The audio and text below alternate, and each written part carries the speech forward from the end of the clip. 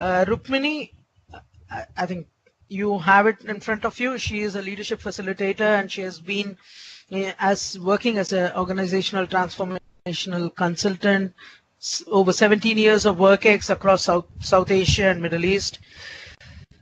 She runs her own firm in Mumbai, which is called Exalt, and she also has a peace building platform, and I like the title of it, The Womb Tales.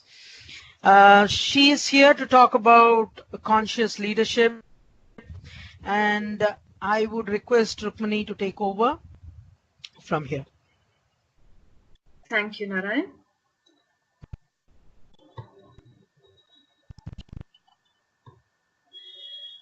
Okay, so while I wait for the presentation to load, hi everyone. I'm based here in Mumbai, and today I'm talking to you from my home. So that's, I guess, one of the perks of working by yourself and being on your own. You get to stay at home, and usually people are coming back from work in peak hours traffic.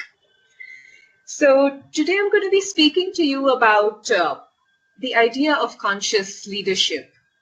Now, my fascination personally with this subject is one, primarily because I work in the area of leadership development with my corporate clients, but also because there's always been this constant quest to marry two things. One, my spiritual journey, the quest to understand what consciousness is about, what the universe is all about, and look at how do I integrate that into my workspace. So this integration in many ways fascinated me and also committed me to the idea of conscious leadership. And along the way, I discovered that there is already a great community around the world that exists that's working on conscious leadership, and including spaces like GAP, who are also working to promote this idea in many ways around the world. So this presentation is going to be for roughly about 20 minutes, which is where I'll introduce the concept to you. I've tried to make it as simple as possible, and I've in a way put in a lot of concepts here, but I'm hoping that as we go along discussing it, it should be clarified by the end of the presentation. So I'll reserve about the first 15 to 20 minutes to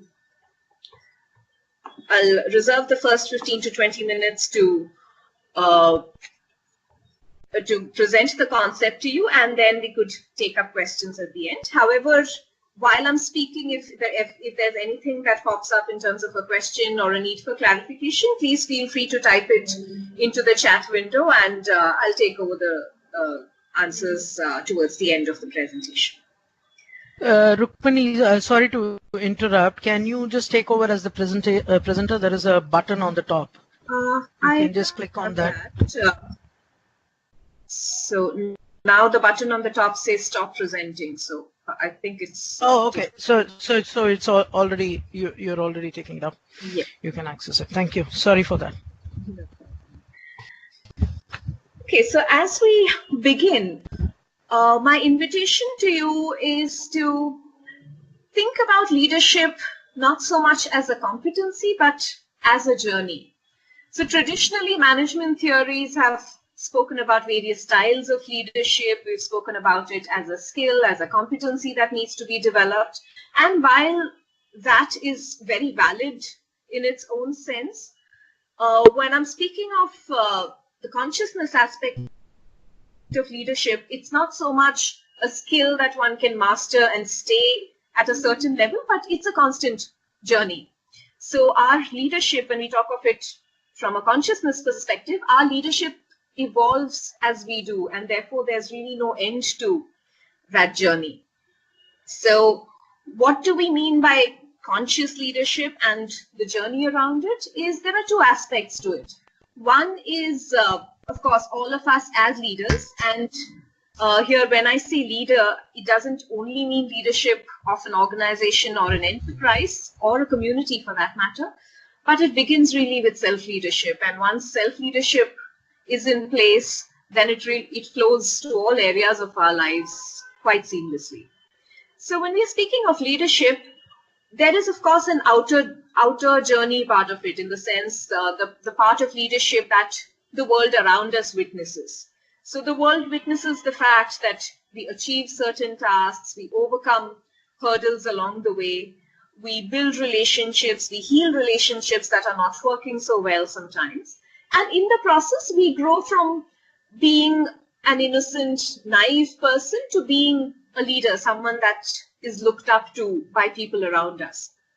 Along the way, we certainly raise collective consciousness by the impact that we have on people. And when I say raise collective consciousness, it doesn't have to necessarily be through something really groundbreaking or earth-shattering. It could simply be through a simple conversation that we have with a friend or a colleague, and that can shift a lot for that person and for the world around us. And of course, I don't need to say this in the context of GAP particularly, all our endeavors are towards uplifting society around us. So in the outer sense of the journey, all of us as leaders are looking at how can we serve selflessly. On the other hand, there is a parallel inner journey that goes along the way. While we are doing all of these tasks in the outer world, we're also achieving inner growth. I've used the term overcoming neurosis there. So here, when I say neurosis, I don't necessarily mean a mental ailment of any kind, but what I mean is the fact that all of us have our own blocks, our own conflicts. Sometimes we get stuck with certain styles of managing and leading, and that can, if not monitored and managed and chosen consciously, become dysfunctional. So when I say overcoming neurosis, it's about staying aware of what is the manner in which I lead and choose to lead in any moment. And am I doing it in a manner that is aware and out of choice, or am I doing it out of habit? So that's what I mean by overcoming neurosis.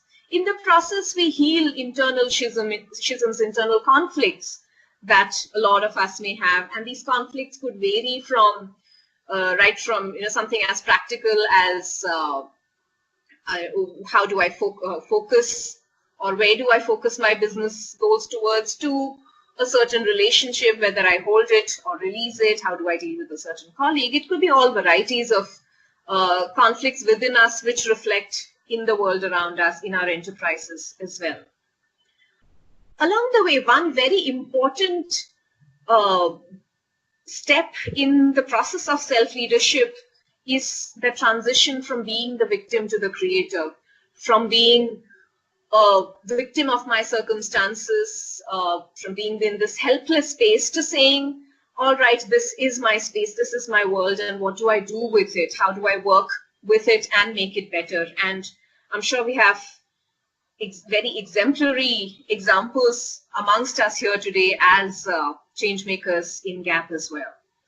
And in this process, we certainly, of course, evolve, we raise our own consciousness. So the inner journey is all about mastering oneself, overcoming our own inner blocks, and going along this journey.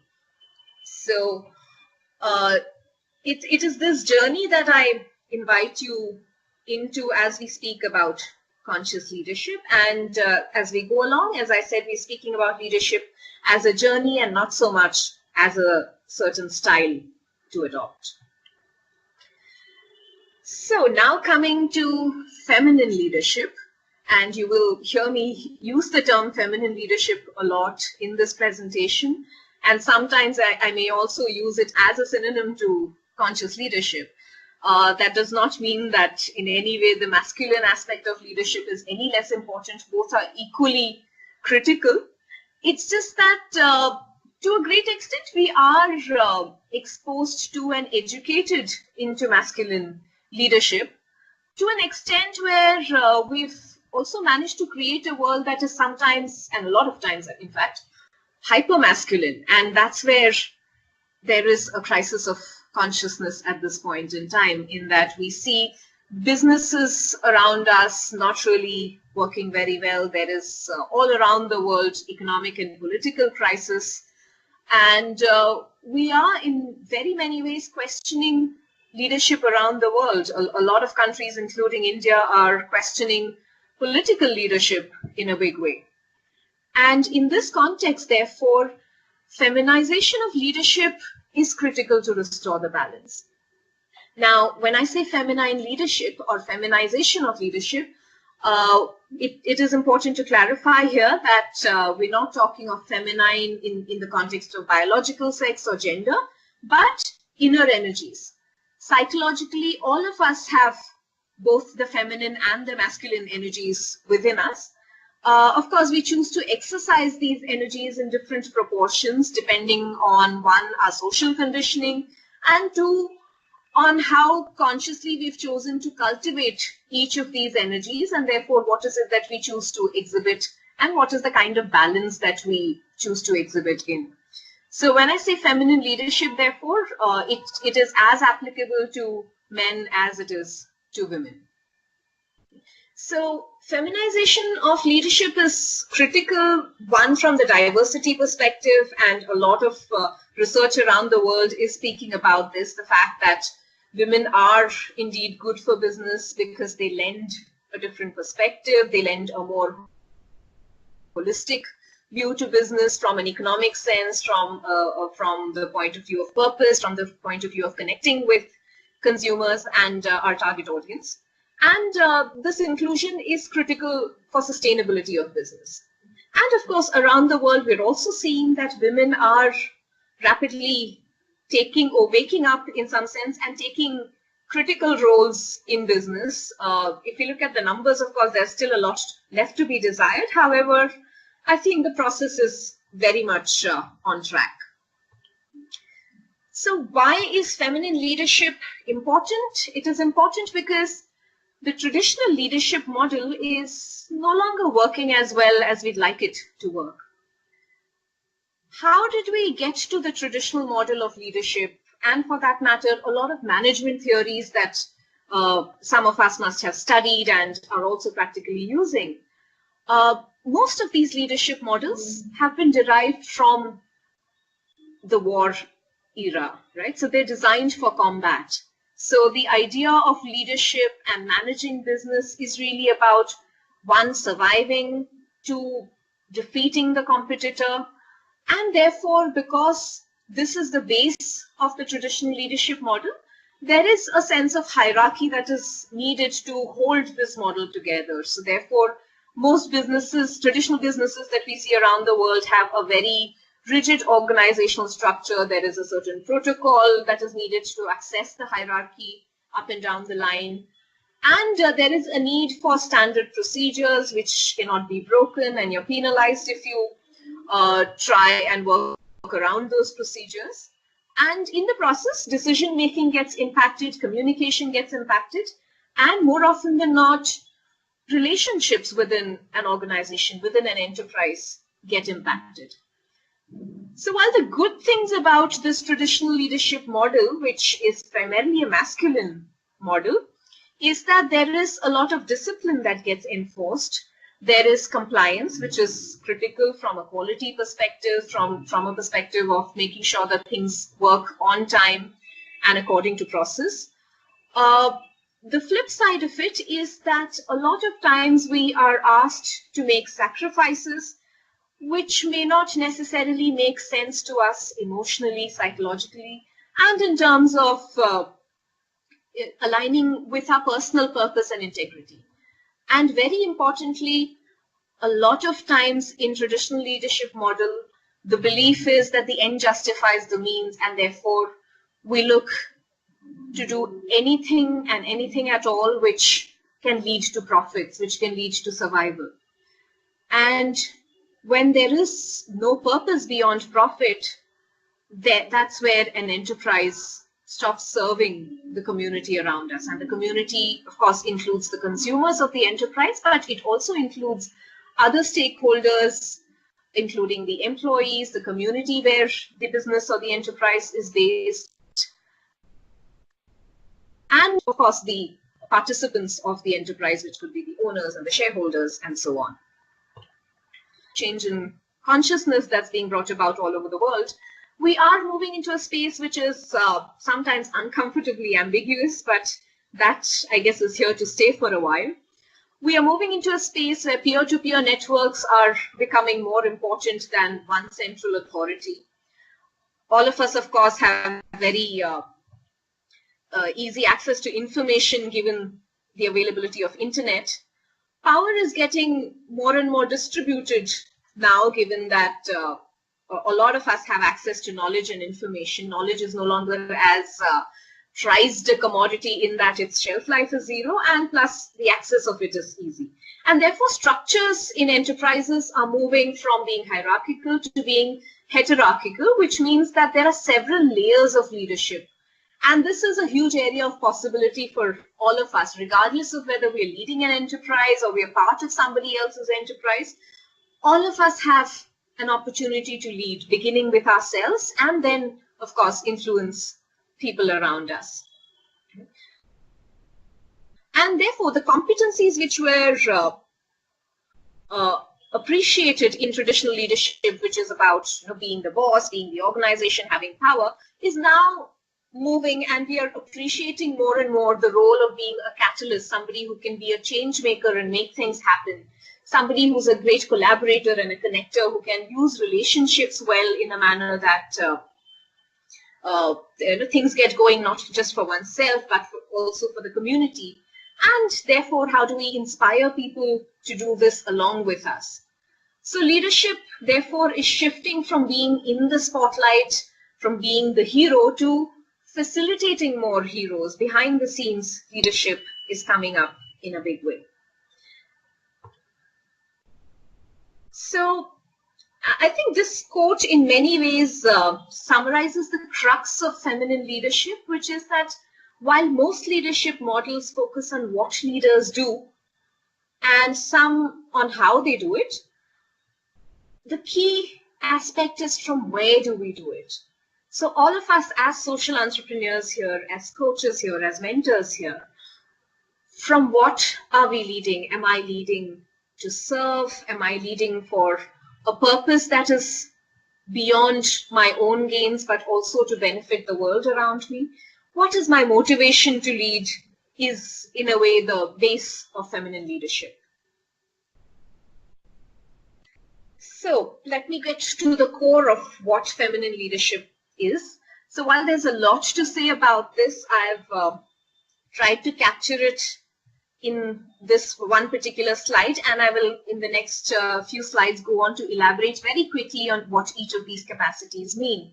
So feminine leadership is rooted in the idea of presence, and I will speak more about presence as we go along.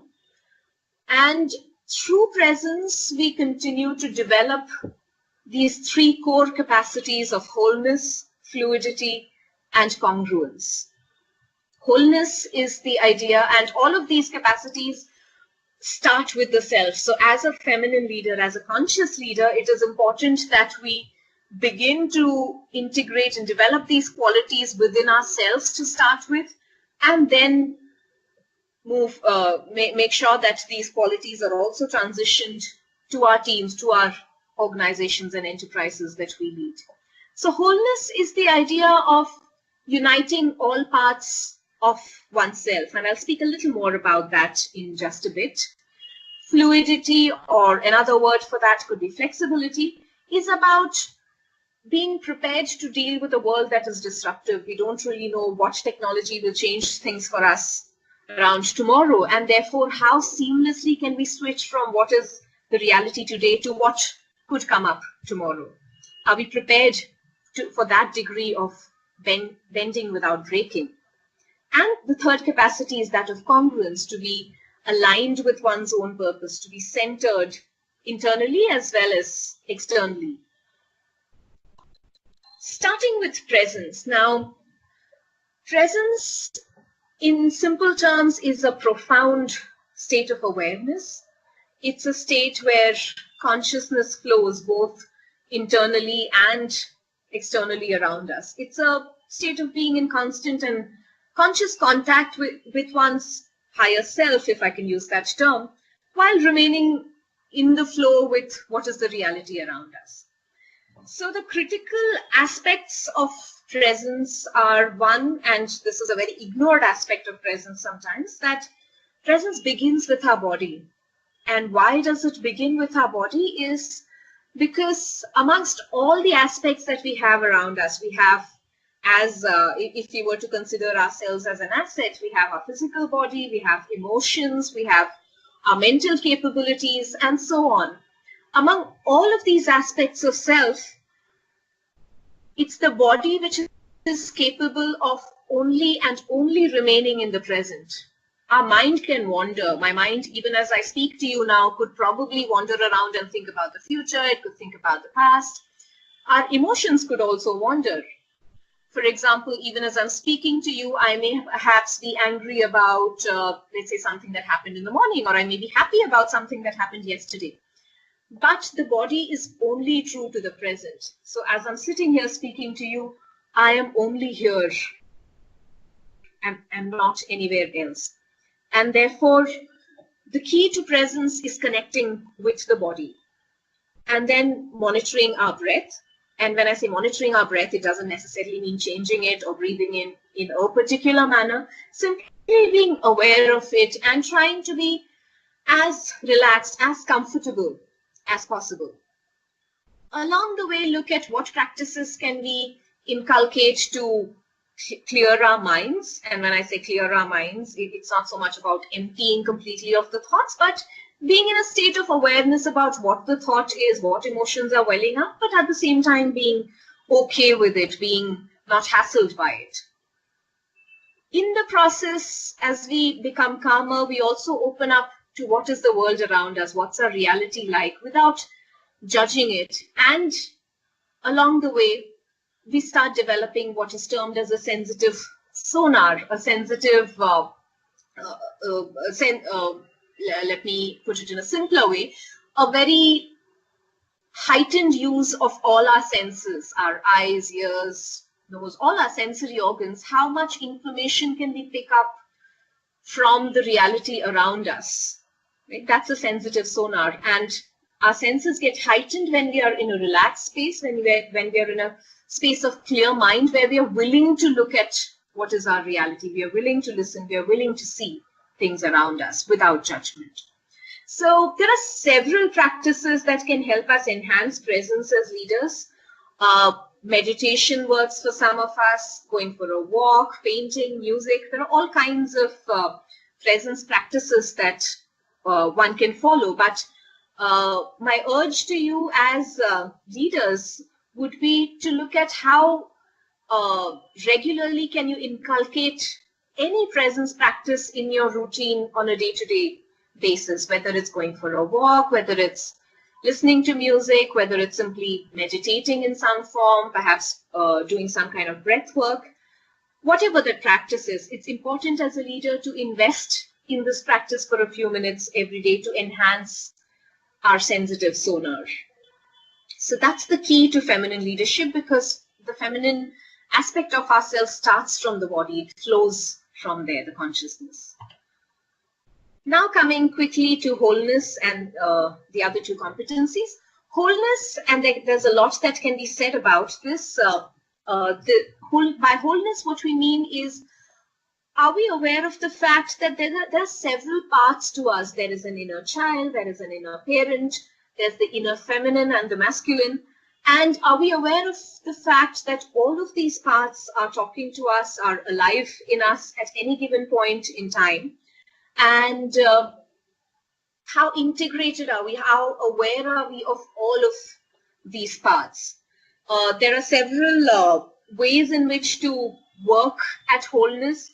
One is to look at, one is to explore what is called the idea of internal family systems. I'll type that out for your reference. And there are several articles and videos available online on internal family systems which help us in working through this. And I'd recommend that you look up some of these resources to see how can you work to make sure that you feel more whole, all parts of you, including our own critic, our own appreciator, the part of us that is scared, the part of us that is enthusiastic. How can we address and speak to all of these parts as a leader and not ignore any of them, so that we are very aware of what Carl Jung would, in psychological terms, call the persona, right? So we know more and more aspects of ourselves. That's the idea of wholeness. The second capability or capacity to develop for conscious leadership is the idea of fluidity. Now, what you see here on the screen is what I've borrowed from the polarity mapping model of Dr. Barry Johnson. So the idea of polarity is that a lot of times, because of our conditioning, we are taught to believe in extremes. Even if we look at the world around us, we look at extremes like material life is better than spiritual life, or vice versa. Long-term orientation is better than short-term, or being individualistic is more important than being socially oriented. The idea of right and wrong, good and bad, that's the idea of polarity. But the world is now calling for that move from being polarized to embracing a paradox, moving to a space where we speak not of either or, but of saying both and, choosing between things to co-holding space for multiple things.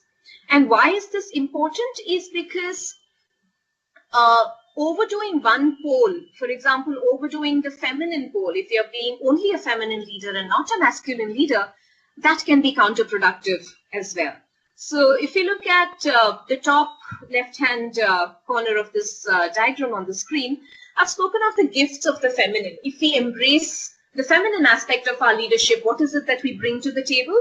We bring in a lot of empathy, we bring in gentleness, inclusion, we can be nurturing, there's a lot of openness, we trust, and we appreciate vulnerability in self and, of course, in our organizations. However, if we stay at that pole, then we slip down, right? Because we stop being conscious of it. When the femininity of leadership becomes unconscious, it becomes a mindless habit, then the femininity can turn from being useful to being sentimental. So from being empathetic, we become sentimental, we become needy. We can be clingy and therefore dependent. And in the process, our leadership can become really irrational sometimes and unfocused. We move away from our goals. On the other pole, if you look at the gifts of the masculine on the right-hand side, the masculine brings us a lot of clarity. Our own masculine leadership, our energies bring us clarity. There's assertiveness, focus, a sense of direction. We know what our goals are. We know how to structure our activities towards our goals. But if we overdo it, and in very many ways we've overdone this as a world, we become aggressive. There's competition which is ruthless. We can be aggressive to the point of being cruel sometimes and insensitive. And in the process, there can be a lot of emotional and sometimes physical violence. So from a space of embracing our own power and believing our own inner power, we become power hungry, and therefore, and this is something that a lot of our political leadership around the world is already reflecting. So the idea of fluidity is to be able to dance between the top two conscious poles, right? To dance between the gifts of the feminine and the gifts of the masculine, and not slip down to the unconscious feminine and the unconscious masculine, which can be dysfunctional. So that's the idea of fluidity. And how do we do this? We do this by being mindfully aware of which of these traits do we normally tend to exhibit, and are these unconscious, are these conscious, and how do we want to shift? So one way to look at this is you could perhaps draw up your own chart which looks similar to this and captures these four poles, and look at how does your feminine and your masculine play out when you're aware of it and when you're unaware of it. So the unconscious piece could be something that comes to you as a feedback from people around you, your friends, family, and colleagues. And that's an exercise that I find well worth doing from time to time as a leader. And the final capacity that we're speaking about is congruence. Right? And congruence is it's the capacity to be centered, to be authentic, and of course to align being and doing, to align ourselves with our purpose and act in a way that makes sure that our purpose is getting reflected. There are very many ways to find our purpose. I'm sure a lot of us find it intuitively. Some of us may find it through various tools. For example, what you see on the screen is based on this tool called the Enneagram, which you can also look up online. That's the word that I'm typing in, Enneagram. There's a lot of material again online that you can access. And the Enneagram speaks of finding the purpose through these 9 types that are listed there. Right? For example, I'm the kind of a person that lives for something that's beyond me, or my core value is that of nurturing myself and others, or my core value is of renewal, of creativity, and so on. So each of us can find our purpose in different ways. Sometimes we find our purpose in conversation with a friend, or perhaps in the context of GAP, we can also find it in conversation with our coaches here. We can find our purpose simply by intuiting it. We can find it sometimes in the process of working on the field. Sometimes tests like the Enneagram also help us in finding what our purpose is. And then very importantly, once we've found it, it's very important that we align our work, our physical task, our outer journey of leadership to this purpose, and make sure that the inner and the outer journey is in a way supporting each other and not being different from each other. So that's those are the 3 capacities of feminine leadership: wholeness, fluidity, and congruence. So an exercise that I would invite you to do later today, when you have time, is to spend a few quick moments outlining and answering these questions for yourself. One is, what's my presence like? How do I cultivate it? What are the practices that I choose to do on a regular basis to cultivate it? How much can I invest in improving and strengthening my presence? The second piece is my power, what do I consider is my power? And I've brought in the word power because in many ways the idea of feminine leadership, the idea of consciousness, is rooted in personal power. So how much do I honor and acknowledge my personal power, my ability to lead myself and to change things for the world around me? And how do I choose to exercise it? Is there more that I can do beyond what I'm already doing? Third one, and an important one at that, is what's my pleasure? What do I enjoy doing? So while all of these aspects of consciousness and leadership sounds very serious, it's important also to celebrate ourselves as we are doing it. So an important question to ask ourselves is, how do I celebrate myself, my capacities, my achievements, the people around me? How do I make sure that I celebrate every day? And the celebration could simply be about sometimes, giving myself the permission to take a nap in the middle of the day if necessary, or to read a book, or perhaps go out with my family, have an appreciative conversation with someone. How is it that I very consciously celebrate myself and the world around me? And lastly, of course, am I clear of my purpose? And how do I live it? How do I intend to continue to live it as I go along? So these are 4 questions that I'll encourage you to answer when you have time for yourself today. So that's that from me on conscious leadership. I'll be happy to take any questions from you if you have any. And you can, of course, also mail me at any point in time on the mail ID that's listed on the screen. And I'll be happy to take it on from there.